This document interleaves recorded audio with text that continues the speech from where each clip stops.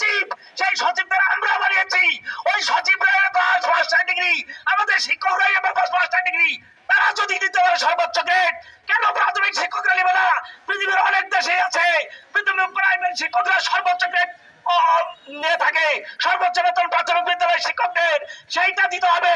এবং এই দাবি আদায়ের লক্ষ্যে টাঙ্গাইল, ঢাকা যেখানে যেতে হবে সেখানে আমরা যাবো দলমত নির্বিশেষে।